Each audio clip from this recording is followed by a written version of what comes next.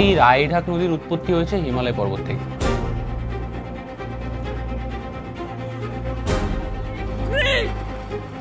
যখন মন বলে যে তুই এটা পারবি না, আমি সেটা বেশি করে করি। এটা সবে 13 দিনের মধ্যে 3 দিন গেল।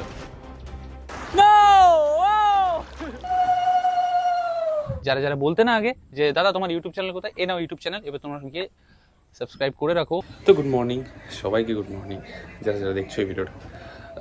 কামাখ্যাগুড়ি, এখানে সেকেন্ড দিন, নর্থ বেঙ্গল। কালকে যে জায়গায় ঘুরলাম তোমাদেরকে তো সবাইকে দেখিয়েছি, এত সুন্দর জায়গা। আর আজকে সকালের শুরু এখান থেকেই।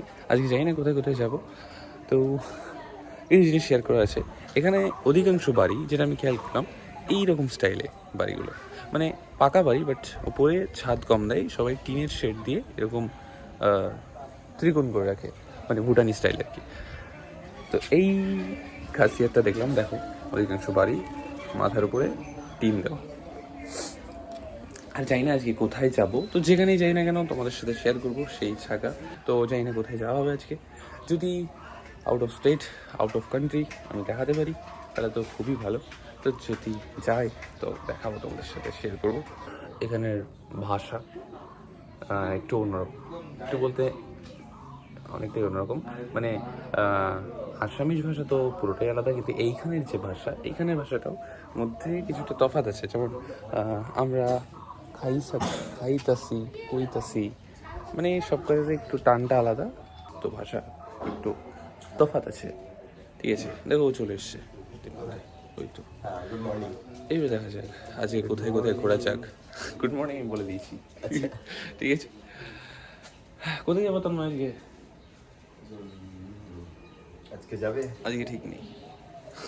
কোচবিহার, তোমার রাজবাড়ি। রাজবাড়ি যাবো? আচ্ছা ঠিক আছে, চলো রাজবাড়ি। রাজবাড়ি যদিও বা দেখেছি আমি, তাহলে আরেকবার আজকে দেখাবো তোমাদেরকে। চলো।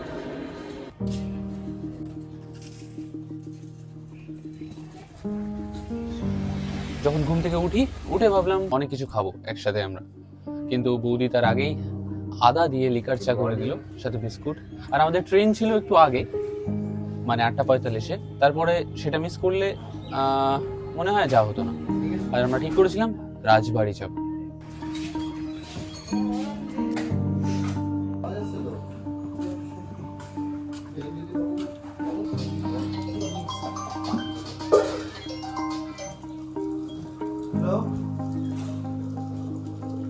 ওদিকে তো লোকাল ট্রেন চলে না, তাই ট্রেন খুব কম।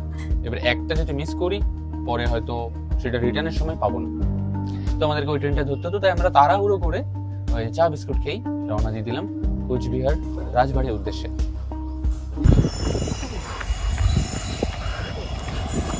ট্রেন চলে এসছে, ওই যে আমরা দৌড়াচ্ছি। হ্যাঁ, এই কিরকম দেখো স্টেশনটা, পাথর দিয়ে ভরা।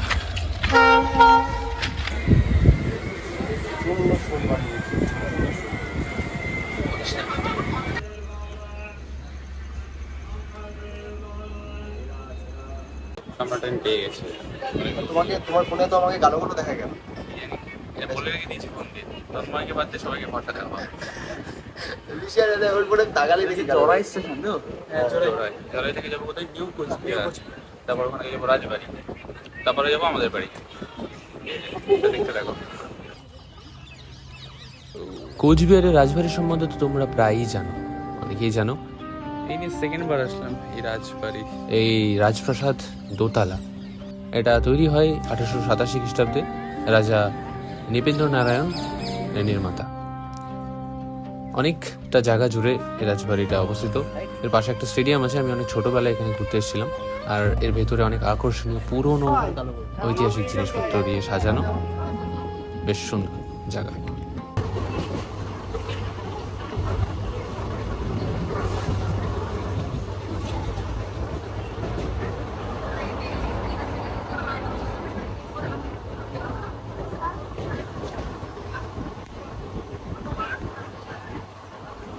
ফেলে দিয়ে নাকি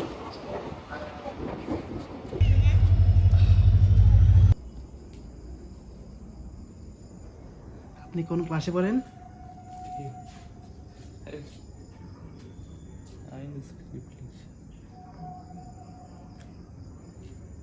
তো আজকে তোমার কেমন মজা হলো? আজকে আমার কালকের মতো মজা হয়নি। আজকে আমি মন মরা হয়ে গেছি। আমার ভালো লেগেছে কারণ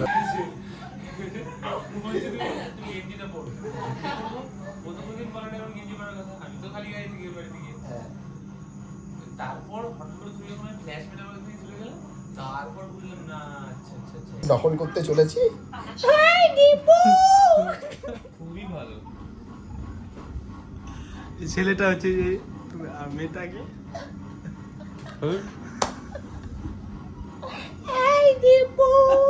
দেখো তোমাকে তোমাকে আমি অ্যাক্টিং করছি তন্ময়।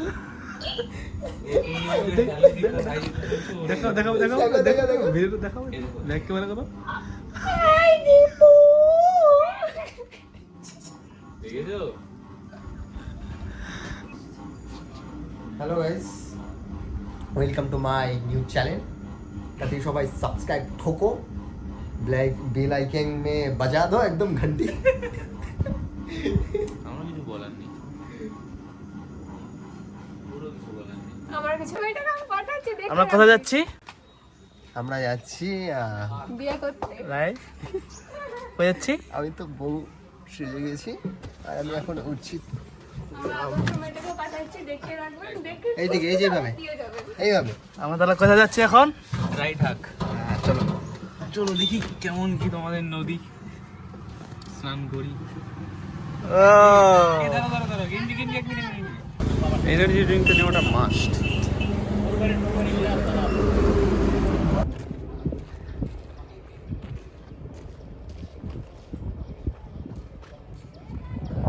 তো এটা হচ্ছে রায়ঢাক নদী। তো আজকে এই নদীর সম্পর্কে যেসব বিস্তারিত তথ্য তোমাদের সাথে কিছু শেয়ার করতে চাই। আজ আমি এখানে পাড়ি দেবো। ওই যে দেখছো চর, ওই চরের ওখানে যাবো সাঁতরে। এখানে কি জল আছে নাকি সেগুলো দেখাবো তোমাদেরকে কেমন। তো এমন একটা চরে যাব, চরে গিয়ে দেখবো। আর এই যেতে যেতে যে স্রোত, যে জলের সম্মুখীন হবো সেটা তোমাদের সাথে দেখবো। আমরা এইখান থেকে নেমে ওই চরে যাবো।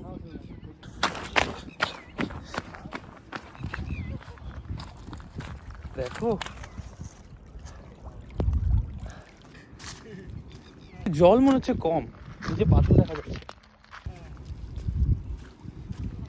চলো দেখা যাক কি হয়, যেতে পারি নাকি।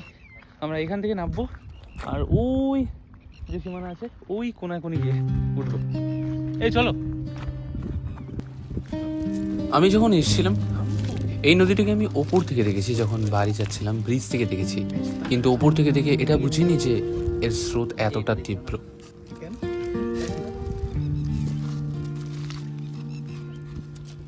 যাবো আমরা এই কোণা থেকে নামবো, ওইখানে উঠবো। যেহেতু স্রোত এদিকে না, আমি বলতে সোজা যেতে পারবো না। গভীর জল আছে ঠিক আছে, সোজা যেতে তোমরা আগে গভীর জলটা দেখে নাও, তারপর আমি নামবো। পারো তুমি? না, আমরা কেউ পারি না। তুমি যাও ওখানে যা দেখবা মানে কত জল। আমি ঠিক করেছিলাম যে আমি ওই পারে যাব।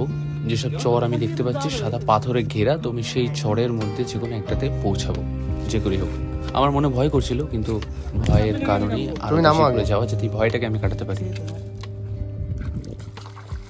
এটা পুরো বরফের মতো জল, ঠান্ডা, পুরো বরফ গলা জল, বরফ থেকে আসতেছে পুরো বরফ, শরীর একদম ঠান্ডা, সেই পুরো আইস আইস মনে হচ্ছে। প্রচুর স্রোত,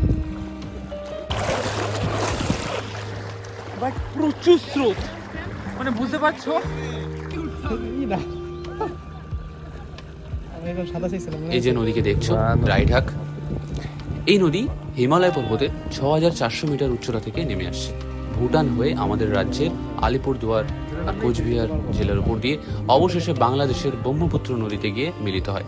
সেখানে এই নদীর নাম দুধকুমার, আর আমাদের এইখানে এই নদীকে রায়ঢাক নামে পরিচিত।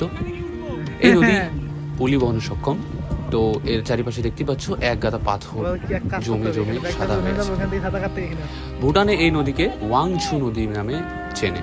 এটি প্রায় 370 কিলোমিটার দীর্ঘ একটি নদী। শোনেনি এই নদীর জল সারা বছরই থাকে, কিছু সময় কমে কিছু সময় বাড়ে।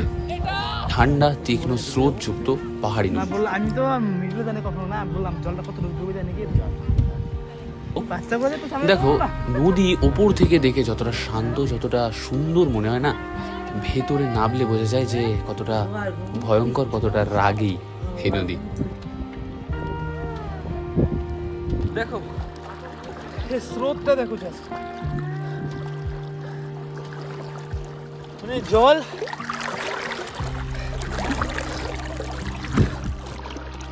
এখানে পা পুরো গাঁথিয়ে রাখতে হচ্ছে, একটুখানির জন্য যদি পা সরে তোমার পুরো নিমেষের মধ্যেও এখানে চলে যাবা, ডুববা না জল বেশি। কিছু সময় তো এমন মনে হচ্ছিল যে আমি হয়তো ওই পারে যেতেই পারবো না, কারণ আমার মনে হচ্ছিল না ওই পারে যাওয়ার মতো ঠিক পরিস্থিতি হচ্ছে কিনা। মানে আমি যদি সাঁতার কাটি ঠিক কোথায় গিয়ে পৌঁছাবো। চলো একসাথে যাই, একসাথে চলো।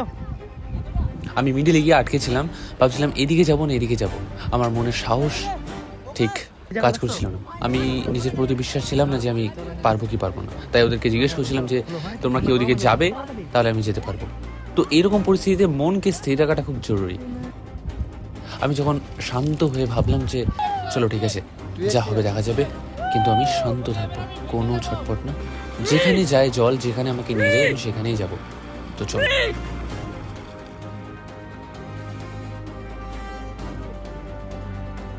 তো আমি অবশেষে পেরেছিলাম পার করতে, অনেক সাহস নিয়ে, ভয় কাটিয়ে।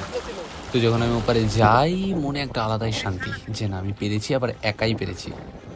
অচেনা নদী, নিচে যাই না কি আছে, শুধুমাত্র একটু সাহস নিয়ে আর ইচ্ছা নিয়ে যে আমি এটা পার করবই।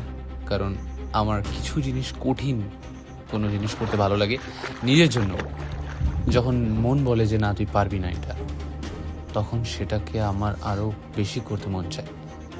তো আমি পূরণ করেছি, আর এটা পরে আমার বিশ্বাস আরও বেড়ে গেছে যে আমি আরও একটা চড়াই হয়তো যেতে পারবো। তো এরকম কাজ আমার করতে ভালো লাগে।